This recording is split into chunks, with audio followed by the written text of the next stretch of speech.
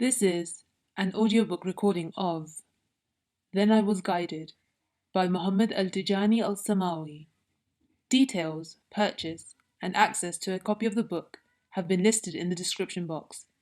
Please enjoy, and let us all be lazy intellectuals. Peace. Then I Was Guided by Mohammad Al-Tijani Al-Samawi. Chapter 3. In Egypt. I stayed in Tripoli, the Libyan capital, long enough to obtain an entry visa from the Egyptian embassy to enter the land of Canaan, i.e., Egypt. I met a few friends who helped me in this matter, so may Allah reward them for their effort. The road to Cairo is a long one.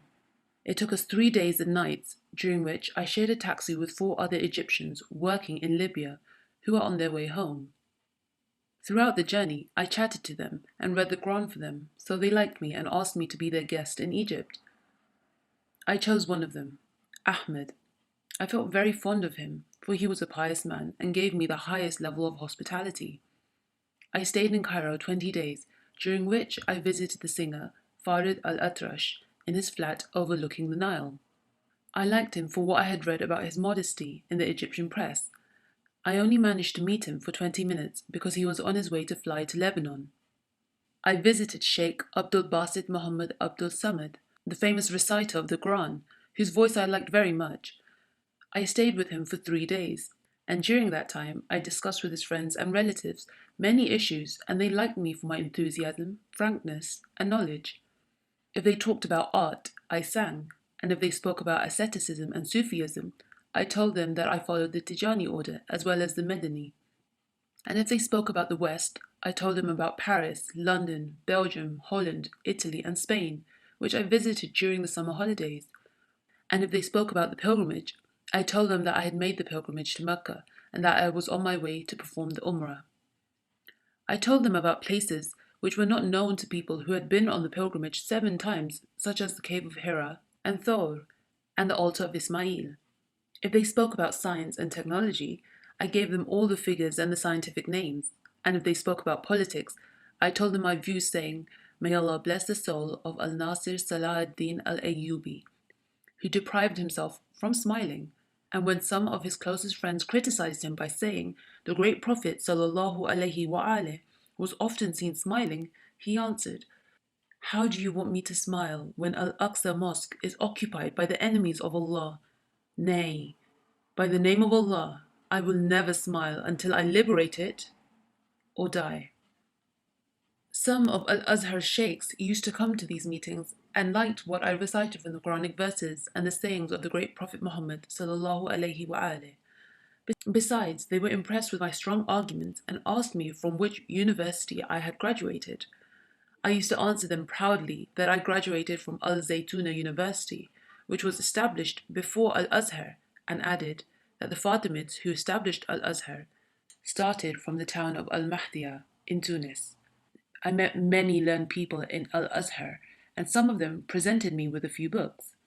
One day, while I was at the office of an official responsible for Al-Azhar affairs, a member of the Egyptian Revolutionary Command Council came to attend a mass meeting for the Muslims and Coptic communities in one of the biggest railway companies in Cairo. The mass meeting was held in protest against sabotage activities in the aftermath of the June War. The member of the Command Council insisted on my accompanying him to the meeting, so I accepted the invitation and sat on the VIP rostrum between Father Shenouda and the Azhari Sheikh. I was also asked to address the meeting, which I did with ease due to my experience in giving lectures in mosques and cultural communities in Tunis.